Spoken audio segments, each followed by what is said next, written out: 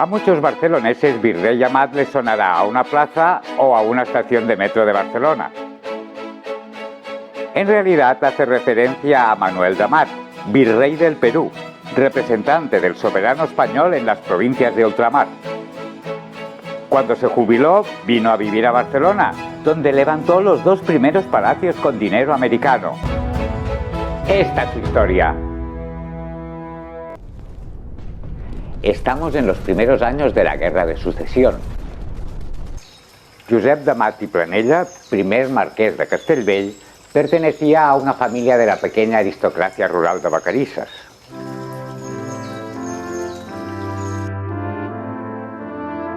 Estuvo al servicio de Felipe V. Tomó parte en el sitio de Barcelona y murió cuando su hijo, Manuel de Amat i Junyent, era tan solo un niño. Su madre había muerto en el parto de su octavo hermano. De su educación se ocupó Ana Vergós, la abuela materna. Estudió en el elitista Colegio de Cordelles. Estaba en la Rambla y lo dirigían los jesuitas. Tras los estudios empezó su carrera militar en el Regimiento de Barcelona, comandado por su tío, el coronel Ramón de Junyent. Ingresó en la Orden Militar de San Juan de Malta. Embarcó hacia la isla.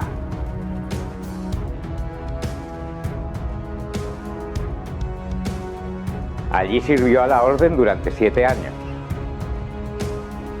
Participó en las campañas de África y en la batalla de Vitondo, en Nápoles. Tras 35 años como militar, Manuel de Amat fue nombrado por Carlos III gobernador de Chile, donde fundó el primer cuerpo de policía del país. Cuando empezaba la Guerra de los 7 años, que enfrentó a España y Francia con Inglaterra y Portugal, fue nombrado virrey del Perú. Se dedicó a perseguir la corrupción que devoraba la administración colonial limeña, enfrentándose así a una parte importante de las clases dirigentes criollas.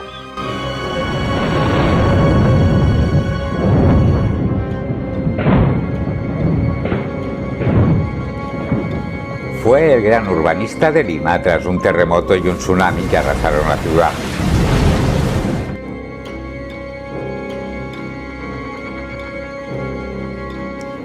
El virrey encargó su reconstrucción al maestro de obras catalán Ignasi Martorell.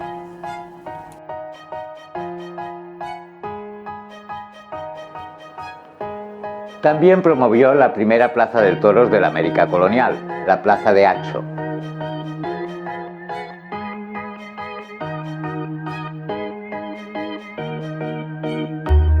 Expulsó a los jesuitas de Perú, la misma orden que le había educado años atrás en Barcelona, y fomentó el comercio, sobre todo de lana, algodón y cacao, entre el virreinato y la metrópoli. También se ocupó de la explotación de la isla de Pascua y de las minas de oro y plata de Potosí.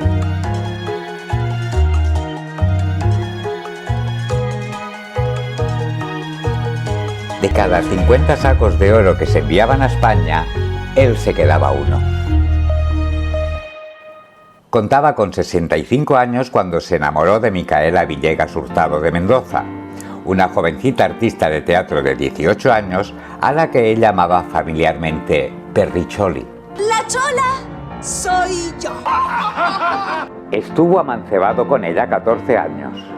Fue un gran escándalo en la puritana alta sociedad limeña. De la relación nació su hijo ilegítimo, Manuel de Amat y Villegas. ¡Tú te has comportado como lo que eres! ¡Una perra chola! Sobre aquellos amoríos dejaron constancia los músicos Prosper Mérimée en La Carroza de Santo Sacramento y Jacques Offenbach en una opereta, La Perricholi. Cuando en las altas esferas empezaban a levantarse voces contra él y su corrupto mandato, empezó a preparar su retiro de oro. Desde Lima dio poderes a su hermano para que comprase en Barcelona 3 solares y se encargase de supervisar las obras para edificar un palacio frente a la Portaferrissa, en las actuales Ramblas. En 1770 compró una finca en Gracia para construir una torre de estilo rococó, otro verdadero palacio en medio de un paisaje rural fuera murallas, en la cercana Villa de Gracia. El solar tenía 3 hectáreas y estaría rodeado de jardines, fuentes y lagos. El encargado de las obras fue su hermano Antón. En 1772 empezaron las obras del Palacio de la Rambla, diseñado por el maestro de obras Durán y Sampera. Fue el primer edificio edificado en la ciudad con dinero americano. En aquellos años el Paseo del Borne era la zona elegida por la aristocracia para edificar sus mansiones. Pero desde la construcción del Palacio de la Rambla, otros siguieron sus pasos, como los Marc, que edificaron el Palacio Moya, del cual tenemos un vídeo. Viendo que su cese estaba cercano, dimitió de sus cargos y volvió a España, primero a Madrid, donde se quedó un año y aprovechó para construirse una mansión.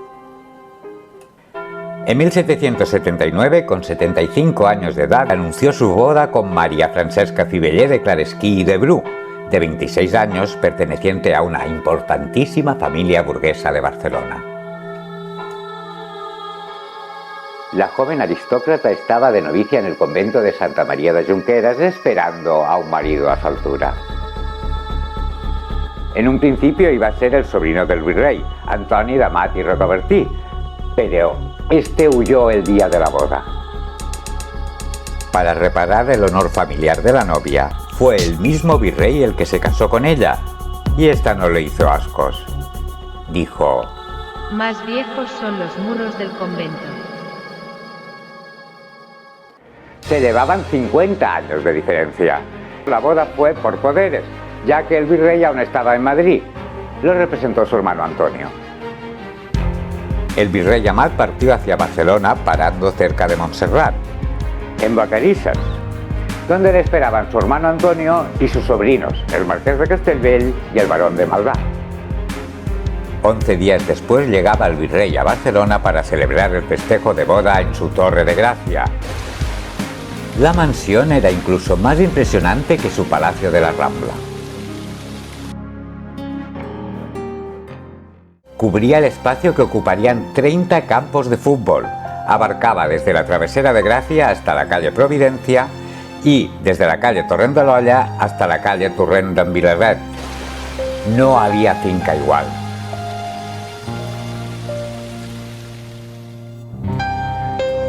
De repente la justicia se cebó sobre el virrey, persiguiéndolo con juicios por sus asuntos poco claros en América. Manuel Amat acabó sin reputación y sin ganas de vivir. Se dice que intentó suicidarse, pero no hizo falta. Ya que el marqués falleció el 14 de febrero de 1782 de muerte natural. Fue enterrado en la iglesia de San Francisco.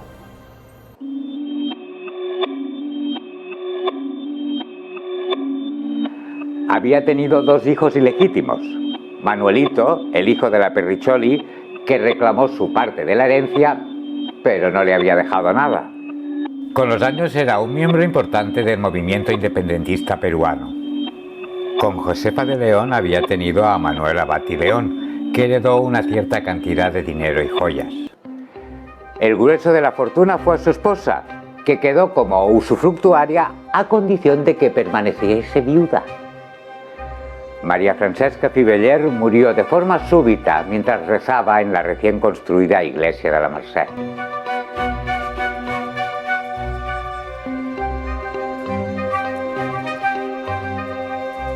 Al final fue su sobrino, Antoni Amat i Rocabertí, quien heredó todo el patrimonio. Al morir sin hijos, los bienes pasaron a Manuel d'Amat i Peguera y después a su hijo, Rafael Amat, barón de Maldà, famoso por su diario Calaix de Sastre, donde dejó apuntados 1001 detalles sobre la Barcelona de su tiempo.